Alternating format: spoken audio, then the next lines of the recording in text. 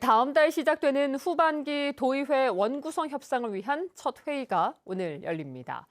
또 건물만 지어놓고 문을 열지 못하고 있는 서귀포시 대정읍 민관협력의원 문제를 해결하기 위한 방안이 내일 도의회에서 다뤄집니다. 이번 주 주요 일정을 송원일 기자가 보도합니다. 다음 달 시작되는 후반기 제주도의회의 원구성 협상을 위한 첫 회의가 오늘 열립니다. 더불어민주당과 국민의힘 소속 도의회 원내교섭단체 대표 등 4명이 참석하는 오늘 회의에서는 후반기 의장단과 6개 상임위원회, 예산결산특위위원장 등의 자리를 놓고 협상을 시작합니다. 더불어민주당은 운영위와 행정자치위 등 5개 상임위원장을, 국민의힘은 핵심 상임위 한 곳을 요구할 계획인 가운데 1년씩 맡던 예산결산특위위원장 자리를 더불어민주당이 양보하지 않을 것으로 보여 갈등이 예상됩니다. 준공한 지 1년 6개월째 문을 닫고 있는 서귀포시 대정읍 민관협력의원 문제를 해결하기 위한 조례 개정안이 내일 도의회 보건복지위원회에서 다뤄집니다. 개정안에는 간호사 등 의료 인력의 인건비를 지원하는 내용을 담고 있습니다. 그러나 보건의료단체들은 서귀포 의료원 등 공공병원과 협력해 안정적으로 야간과 휴일에도 운영하는 방안을 검토해야 한다고 주장해 논란이 예상됩니다. 제주도와 산업통상자원부가 함께 마련한 그린수소 글로벌 포럼이 오늘부터 사흘 동안 제주국제컨벤션센터에서 열립니다.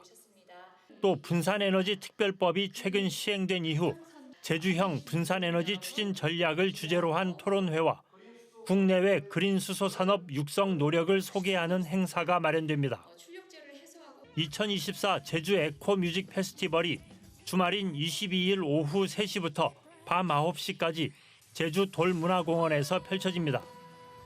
올해로 3번째 열리는 이번 행사에는 이무진과 비오, 소란 등 국내 유명 음악인 6팀이 출연해 40분씩 단독 공연을 이어갑니다.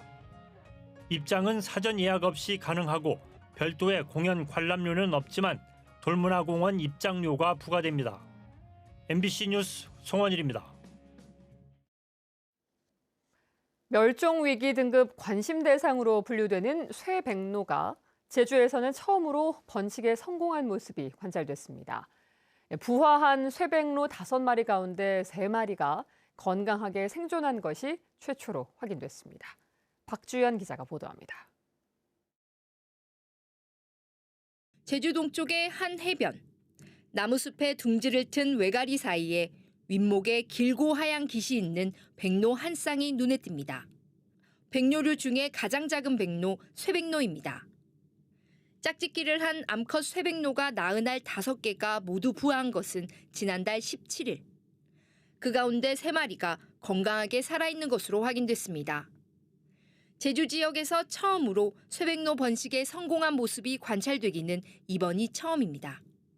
2021년도에 이제 외가리 집단 번식이 확인된 이후에 저희가 해마다 이제 모니터링하는 그 지역이기도 합니다. 그래서 처음에는 찾지 못했다가 나중에 쇠백로가 그 숲 사이로 이제 그 나무 숲 사이로 들어가는 걸 이제 추적하는 과정에서 둥지를 발견하게 됐습니다. 쇠백로의 일반적인 번식지는 민물고기와 개구리, 수생곤충이 풍부한 농과 하천이 있는 지역. 하지만 한반도의 주요 번식지들이 개발로 훼손되거나 배설물 악취 민원으로 인위적으로 훼손되면서 제주 지역까지 영역을 확장한 것으로 분석됩니다. 외가리처럼 쇠백로도 제주에서 번식에 성공하면서 제주 텃새가 될 가능성도 높아 보입니다. 제주도에서는 최초 번식 사례이기 때문에 그거 하나만으로도 어떤 가치가 있는데요. 대체 서식지로서 중요한 역할을 할 것 같아요. 제주도 내에서 다른 곳에서도 성공할 가능성이 있기 때문에 제주에서는 다른 지방과 다르게 해안 조간대와 양식장 주변에서 먹이를 찾고 있는 쇠백로. 하지만 제주의 기상 조건과 염분이 많은 먹이 환경은 새끼 쇠백로에게는 위협적인 환경인 만큼 앞으로 지속적인 관찰이 필요해 보입니다. MBC 뉴스 박주연입니다.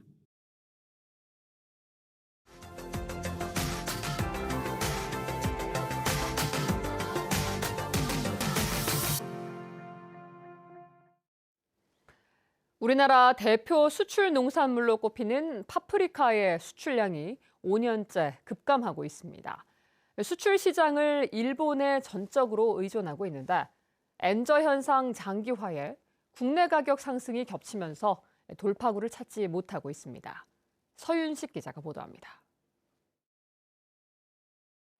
20년 넘게 파프리카를 수출해온 한 농업인. 요즘처럼 여러 악재가 겹친 건 처음이라며 한숨 짓습니다. 엔저 현상 장기화에 생산비 상승이 겹쳐 수출하면 할수록 손해라는 겁니다. 일본에도 자국산이 많이 늘어나다 보니까 우리 물량이 비집고 들어갈 틈이 그리 많지는 않습니다. 그런데다가 지금 엔저까지 내리다 보니까 우리 농가들은 돈이 안 되고. 내수로 돌려도 힘든 건 마찬가지입니다. 국내 파프리카 가격은 소매가 기준 킬로그램당 7,082원으로 평년에 비해 10% 남짓 올랐지만 이상 기후로 일조량이 줄면서 생산량이 30% 이상 급감했기 때문입니다. 파프리카 수출 규모는 5년 연속 감소하고 있습니다. 진주 지역은 지난 2019년 3.5톤에서 지난해에는 1.6톤으로 거의 반토막이 나버렸습니다. 파프리카 수출의 절반을 차지하는 경남 지역 수출액은 지난해 3천만 달러로 5년 전에 비해 30% 이상 급감했습니다. 파프리카는 일본 수출이 99%로 거의 전적으로 의존하고 있습니다. 진주시는 수출국 다변화를 위해 최근 중국 시장 개척에 나섰습니다. 고품질화로 중국 틈새 시장을 공략하겠다는 겁니다. 중국, 싱가포르 등 근력 해상이 타일된 국가를 대상으로 신시장 개척을 위해 다각적으로 노력하고 파프리카 생산비 절감을 위한 시설 현대화를 비롯한 가격 경쟁력 확보가 여전한 과제입니다. 한때 농산물 수출 효자 품목으로 꼽히던 파프리카가 수출과 내수 모든 시장에서 위기를 맞고 있습니다. MBC 뉴스 서윤식입니다. 당도가 아주 높다는 이름의 초당 옥수수는 대표적인 여름 간식인데요. 삶지 않고 생으로도 먹을 수 있어서 다이어트 식품으로도 인기가 높은데 특히 땅끝 해남에서 해풍을 맞고 자란 초당 옥수수가 새로운 특산품이 되고 있습니다. 본격적인 수확에 들어간 초당 옥수수 밭을 최다훈 기자가 다녀왔습니다. 뜨거운 햇볕이 내리쬐는 밭에 성인 남성 키만한 옥수수 나무가 빼곡하게 자라 있습니다. 옥수수밭 사이사이 줄기마다 대롱대롱 매달려 있는 잘 익은 옥수수들. 제철을 맞아 팔뚝만한 옥수수들이 열린 요즘은 농가들이 가장 바빠지는 시기입니다. 맛이 아주 달아 초당이라는 이름이 붙은 초당 옥수수의 평균 당도는 18브릭스. 웬만한 과일보다 더 단맛이 납니다. 당도가 높아가지고 수분도 많고 그래서 요즘에 일반 사람들은 식사 대용으로 많이 드신 걸로 알고 있어요.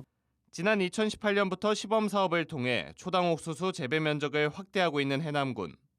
현재는 16개 농가 34.2헥타르에서 재배하는 등 점차 규모를 확대하고 있습니다. 해남은 특히 비옥한 황토밭과 해풍, 따뜻한 기후로 초당 옥수수가 자라는데 최적지입니다.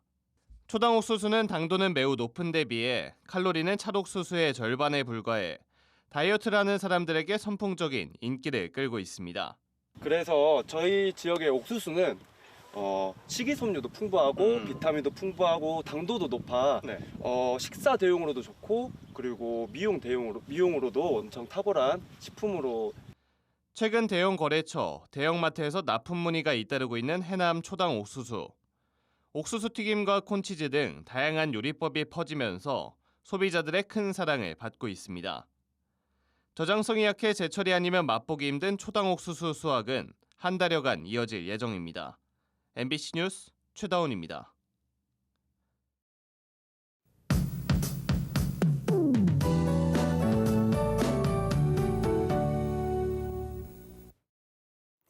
월요일 아침 하늘이 어둑어둑합니다. 외출하실 때 작은 우산도 챙기셔야겠는데요. 오늘 오후부터 비가 가끔 내리겠습니다. 고온다습한 남동풍이 유입되면서 제주의 낮 기온이 26도까지 오르겠습니다. 비가 내려도 낮에 후텁지근하겠습니다. 비는 오후 1시쯤부터 내리기 시작할 텐데요. 비가 많이 오진 않겠습니다. 제주도 남쪽 해상을 지나는 이 기압골의 영향으로 5mm 미만의 비가 저녁까지 가끔 내리겠습니다.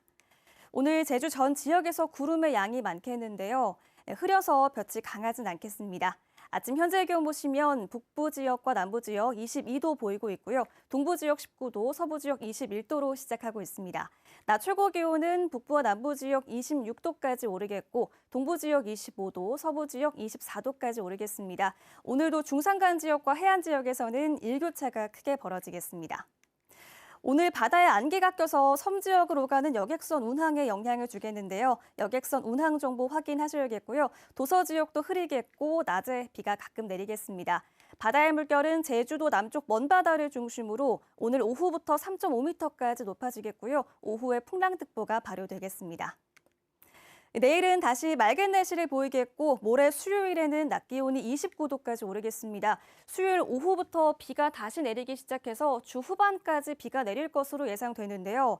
장마 가능성이 있어서 계속해서 기상정보 참고하시기 바랍니다. 날씨였습니다.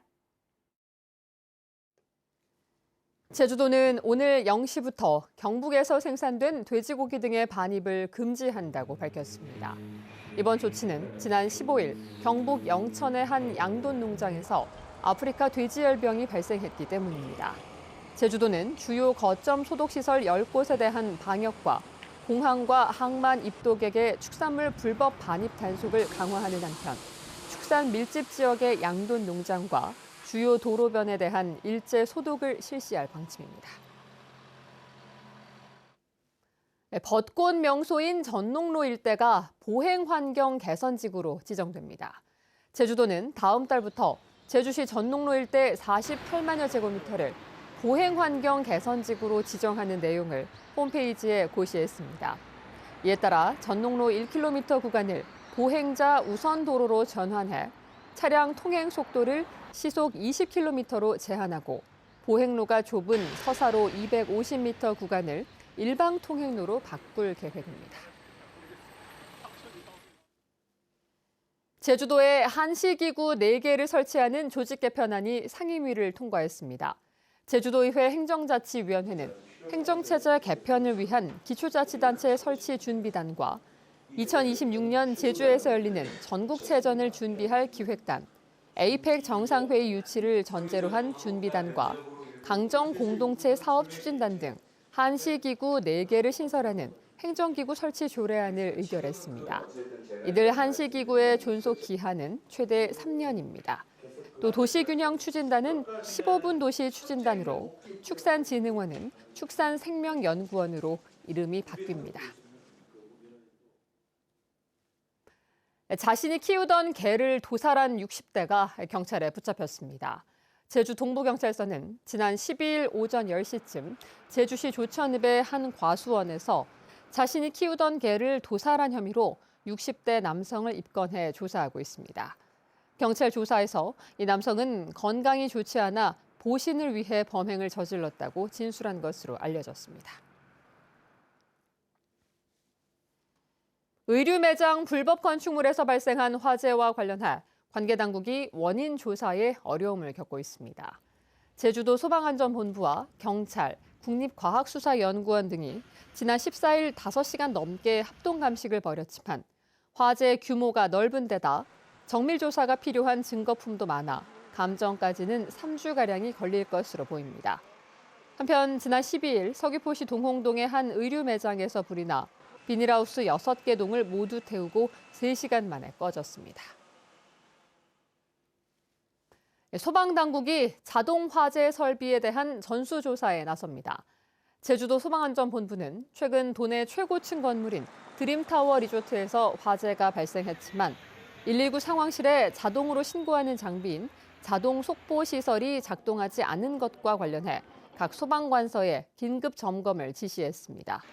도내 자동화재 속보 설비를 갖춘 시설은 430곳이며 소방본부는 개정된 관련법에 따라 의무 설치 대상에 해당하는 경우 철거를 요청해도 승인하지 않을 계획입니다.